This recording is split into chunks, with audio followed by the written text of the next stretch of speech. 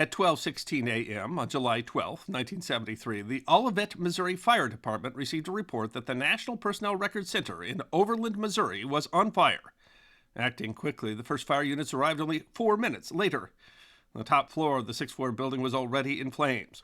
42 fire districts would eventually contribute to putting the fire out, but first it would burn out of control for 22 hours. Millions of gallons of water were poured onto the top floor of the building, soaking surviving records on both the fifth and sixth floors.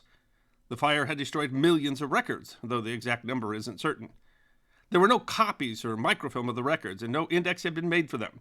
Additionally, millions were then unloaned to the Veterans Administration, making it difficult to identify a precise number.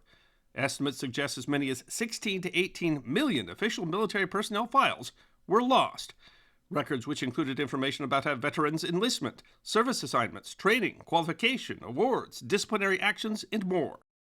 80% of the records belonging to discharged members of the Army from 1912 to 1960 were destroyed, along with 75% of the records belonging to Air Force personnel discharged between 1947 and 1964. Some additional files from other branches were being sorted through for information requests and were also destroyed, though the exact number is unknown. The loss of millions of these records represents an incalculable loss to millions of Americans and their loved ones, and while some pieces of the records can be reconstructed, others are lost forever. According to the National Archives, information is still being recovered from burnt files today, especially with the aid of infrared cameras that can read blackened paper.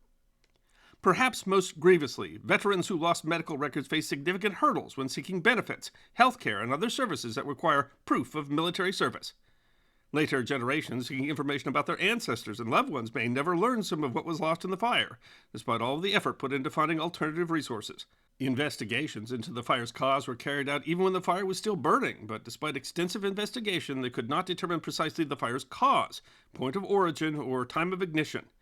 In words of former archivist of the United States, David Ferriero, the fire was an unparalleled loss to the cultural heritage of our nation.